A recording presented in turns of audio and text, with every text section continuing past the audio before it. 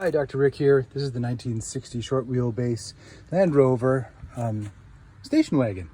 And the door cards were all perished when I bought it back in '98. And I've been keeping them, and this has been useful as I'm looking at the new Exmoor elephant hide. Now that they've come out with an elephant hide that's really quite close to the genuine, I was pretty excited to get these put in. And after spending some time with Oxford last year, having bright blue door cards, which were really fun and quite comfortable and improved the ride to be able to put your elbow there, I thought it's time. We're going to do this. So I spent the money through Rovers North, and these came in this beautiful canvas bag, one side left, one side right, and no instructions. Nothing. And they're a little different shape than the originals that I have. And call to Rovers North yielded just look at the picture and do what the picture says, which was only as helpful as the picture can be with it already installed. When it comes to 3 parts, you really need to see where they connect. And even conversing with Exmoor became readily abundant that they were not interested in helping with any instructions on how to install. The first guy, I think, was just a sales guy who said, could you please repeat your question? Then he handed it over to some engineering person. Apparently I heard nothing back, even with a second inquiry. So it's come down to it that I am going to have to figure this out on my own, and I'm going to embrace this challenge and share it with you in case you ever want to install these. You'll be able to see the mistakes. Fun twist is when they come, the adhesive immediately gives way. So I'm going to grab some adhesive and reapply and let that soak in. And this is going to be inside the door, so it doesn't really matter that much because there'll be screws through it. But heck, if you're going to use an adhesive, shouldn't it stick? I mean, I live in Minnesota, the land of 3M. We're the king of adhesives. Make it stick. Here's my plan for the loose edges on the surface. I used some of this adhesive, E6000. Don't know much about it, but it seems to always do the job for me. And then using these paper clips to hold it while it's curing. I need one more there. And see how long it takes for it to cure. This is the original setup. I think this upper panel, there are 3 panels. There's an upper panel that goes right under the window and is got a drop-in slot that's bent over metal on the side that fits into the channels for the window to move back and forth. The oh, this is actually the left hand. You can tell because this has an angled piece here, and that would go where the window edge is. So I'm actually using the left-hand door panels on the right-hand door, but it's illustrative. So, and then the 3rd panel would go down here. So the 2nd panel would be the middle. And it looks like in this case, the first panel was installed, the top panel was installed first, and then the 2nd panel, and then the 3rd to cover up the screw holes that went into the handle. And that would be about here.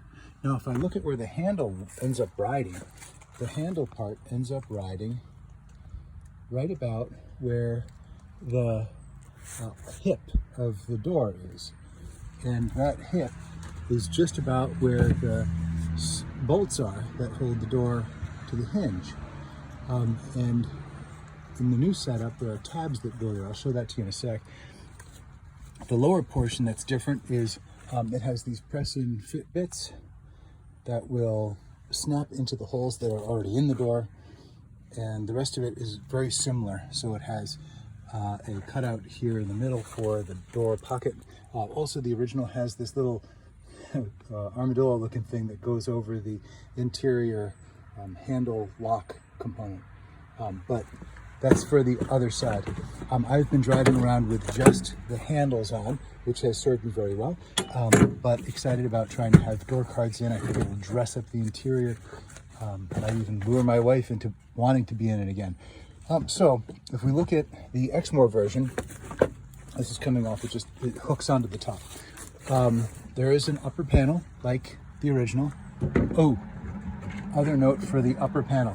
The upper panel is held on above and below with some fixing screws that go through and into the foam portion, but metal backed. The replacements are fiberboard backed. So one nuance. So we have the upper portion that goes onto here, and then the lower portion that would go onto here. slide around the lock and then leave room for the slider. But then if we look at the bottom of this, there's not really room for that armrest where the hips go. Once the armrest is dry from the gluing, I'll show you how close they get. And it looks like to install this kit, you'll have to do the armrest first, and then with the top piece over it, and then the lower panel with drill holes going through to these. My plan is to add holes to the lower panel where the other press-in parts had been, and just find a metal screw that is the same size that will fit in that hole instead of drilling new holes and inviting more rust opportunities. And the upper will hang, and the middle will also have a drill hole here and here for the tabs that go up. So I'm actually doing some install stuff right now.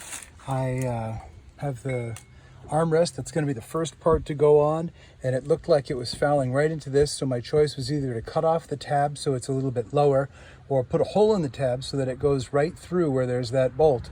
The nut size is a 1/2 inch, not a 7/16. So that surprised me. And then I'm going to line it up on the other side and start putting in the screws for the other side. So to tap in the screws that I got look like for the 8 that I'll need for, well, 6 that I'll need for mounting the armrest and handle were a 10 by 3/4, and the 22 little holes, little screws that will go in the holes that were here already from the press-in clips, the size that fit was 14 by 3 1/4. No, 14 by 3/4. The drill bit that I'm going to use to try to get the right lock side of the armrest put on is the 5/32. The bit that I used to drill the hole in the armrest tab was 5/16. So I have the one side drilled and attached, and I was going to hook up the other side here. Got a hole drilled. Looks like it would fit in very nicely, and the hip of the pad fits the hip of the door. And then I put on the top panel just to see how this would all fit together. And as you hang the top panel here, it has to bite into that top slot along here. And if you get it into the slot, it bumps into the hand or the armrest. So the armrest has to come down lower so that this top rail can fit in there. And then the tab will be underneath here, and it will be lower because right now it's too high and the top part won't fit into that rail. So bolt comes out, try to find a lower place to mount this, and we will try something else. I'm checking to see if the top panel is in, how low or high do I need to make the armrest. And it looks like as I go down with the armrest, this seats very well, but then the armrest won't fit above the hinge. So the hinge is in the way there, and that's even with the hinge cut out. So I'm going to look at how to get around that. There's another nice little caveat. This upper panel here fits in very nicely, and I was thinking, golly, it's going to bow out from these bolts that hold onto the door side of the hinge. Sorry, that's the Range Rover starting up. But it turns out that the sheet metal doesn't go all the way across. This is just the vinyl. So I'm slitting the tops of the vinyl. I'll remove the nuts, pass the bolts through the slit areas, and then have the nuts on top of this. And then we'll try to fit the armrest underneath. Progress report. So I have the armrest put in. I just set it on top of this hinge and pushed down, and then drilled the hole here for this machine screw to go in. This is a self-tapping screw. And then I had made it mostly horizontal, at least I think so, kind of. And then put on this side. And then I drilled the holes for the upper portion, and then cut through the vinyl, and then put the nuts back on the bolts. So upper feeling kind of mostly done. So that's nice. Fit and finish, similar to Land Rover original. That meaning sloppy. So now I'm working on the lower door card, and I've got the holes drilled for the handle to go through the armrest. Here's where I am now. At the end, I'm gonna either give up or say I'm done or whatever it is. So upper panel, lower panel, we went over. There's a little bit of an angle here, but it's close enough, and it would mean making new holes and realigning a bunch of other stuff. So I think I'm gonna just leave that. The lower portion also had a couple of spaces in behind where there was no cardboard material, but there was some vinyl. So you cut a little slit in the vinyl, press the bolt through. I ended up using the socket on the end and just pushing, and that seemed to help get it through, and then trim off a little bit of vinyl at the edge.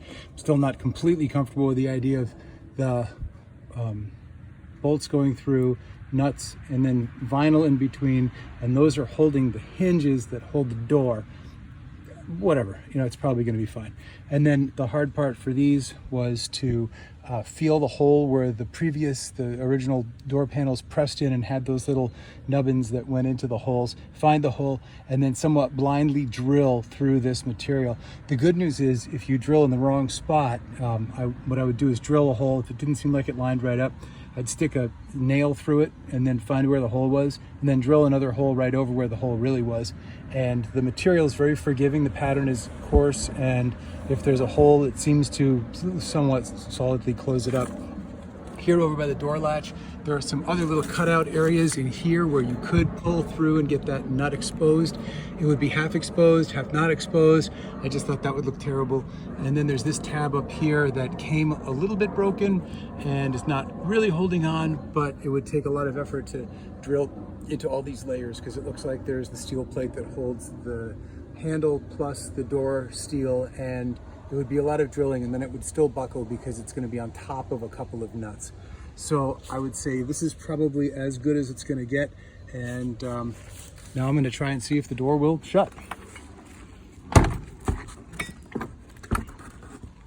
And it does in the usual manner, where I push on it, lift it up, and close it. So it's closed, and now there is the passenger side done.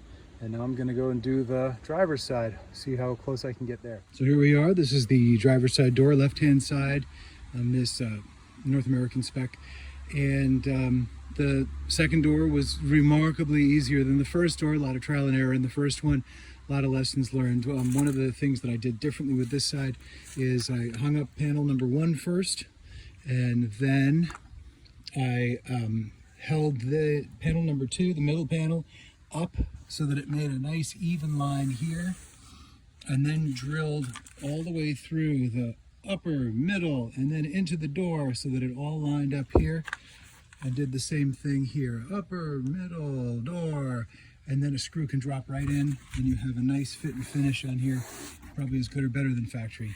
And still was a little bit difficult on the lower level. Forgave myself a bit when I'd missed the hole in the door to put in the screws, and would just fish around until I got them, knowing that there's going to be this thick panel around covering up the elephant hide. I somehow had to tap in some of the staples that were holding the back panel of this pocket. I don't know how they backed out, but they backed out, so I had to hammer those back in. And then these went in much easier. If just having this part done, doing the handle first, I could just eyeball where it was hanging and then drill straight through and get right into the hole. Drill straight through and get in the hole, get them all drilled in, and then put in the screws, cut little slits in the elephant hide to be able to push through the bolts for the door hinge. And I think it looks pretty darn nice now. Makes it harder for me to say evil things about Exmoor, but hopefully if somebody else gets bold enough to try to do this, this video will help. Big thanks to Dave and John and the club, who let me look at their doors before embarking on this project, and this seems to have helped.